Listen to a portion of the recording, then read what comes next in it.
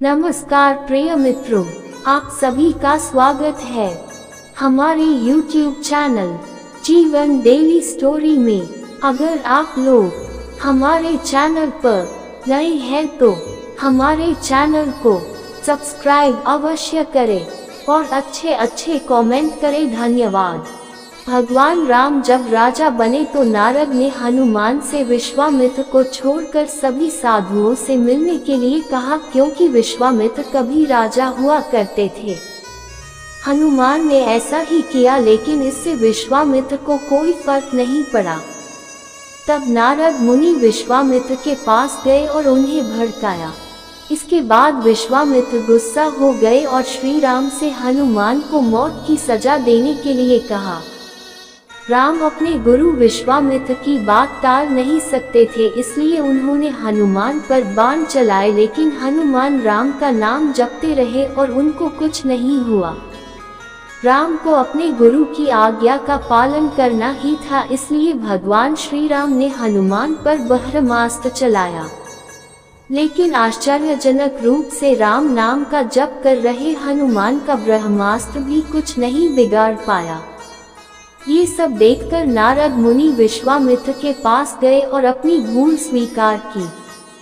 भगवान हनुमान बचपन में ध्यान मग्न साधुओं को परेशान किया करते थे, जिससे एक बार एक साधु ने नाराज होकर उन्हें श्राप दे दिया।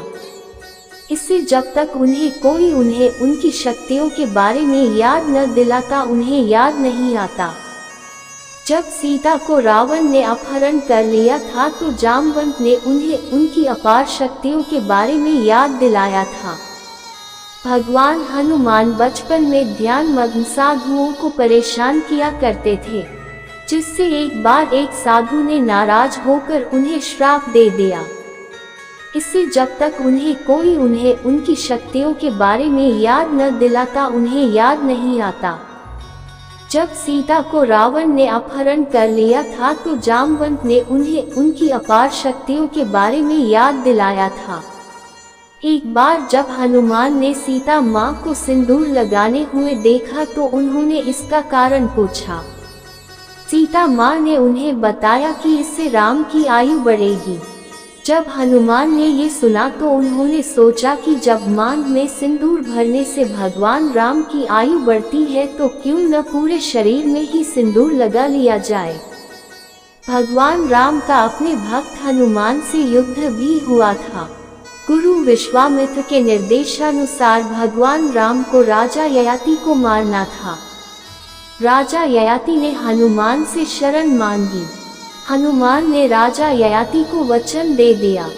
हनुमान ने किसी तरह के अस्त्र शस्त्र से लड़ने के बजाय भगवान राम का नाम जपना शुरू कर दिया। राम ने जितने भी बाण चलाए सब बेअसर रहे।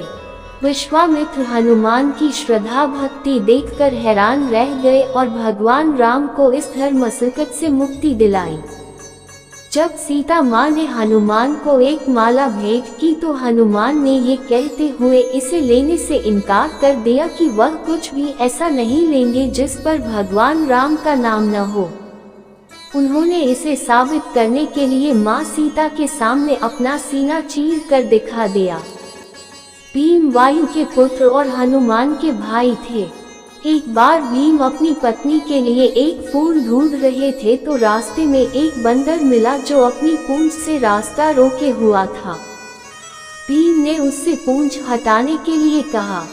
तब बंदर ने चुनौती देते हुए कहा कि अगर वह उसकी पूंछ हटा सकता है तो हटा दे, लेकिन भीम उसकी पूंछ हिला भी नहीं पाए। तब जाकर उन्हें एहसास हुआ कि ये कोई साधारण बंदर नहीं है, ये बंदर और कोई नहीं बल्कि हनुमान थे। युद्ध में लक्ष्मण घायल हो गए थे तो राम भगवान ने उन्हें संजीवनी बूटी लाने के लिए भेजा। जब हनुमान अयोध्या पार कर रहे थे तो अयोध्या के राजा भरत ने उन्हें कोई राक्षस समझा। अयोध्या पर संकट समझकर उन्होंने हनुमान पर तीर चला दिया। जब उनके पैर में तीर लगा तो वह नीचे उतरे और भरत को सारा मामला समझाया।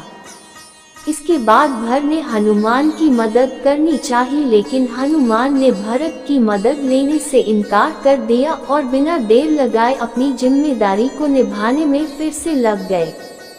हनुमान संस्कृत के दो शब्दों से मिलकर बना है, हनु और मन।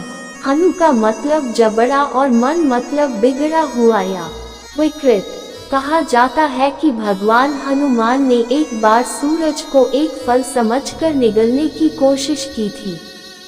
तब इंद्र भगवान ने उन पर वज्र का इस्तेमाल किया, जिससे हमेशा के लिए उनका जबड़े का आकार बिगड़ गया।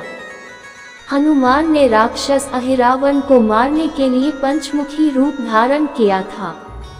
अहिरावण रावण का भाई था, जिसने राम और लक्ष्मण का अपहरण कर लिया था। अहिरावण को मारने का केवल एक तरीका था कि 5 दिशाओं में जलने वाले 5 दियों को बुझा दिया जाए। इसके लिए हनुमान ने उत्तर दिशा में वराह मुख, दक्षिण दिशा में नरसिंह मुख, पश्चिम में गरुड़ मुख, आकाश की ओर हयग्रीव मुख एवं पूर्व दिशा में हनुमान मुख धारण किया था। 12 शताब्दी में माधवाचार्य, 15 शताब्दी में तुलसीदास, 18 शताब्दी में रामदास, राघवेंद्र स्वामी और 21 शताब्दी में स्वामी रामदास हनुमान के अवतरित होने का दावा करते हैं।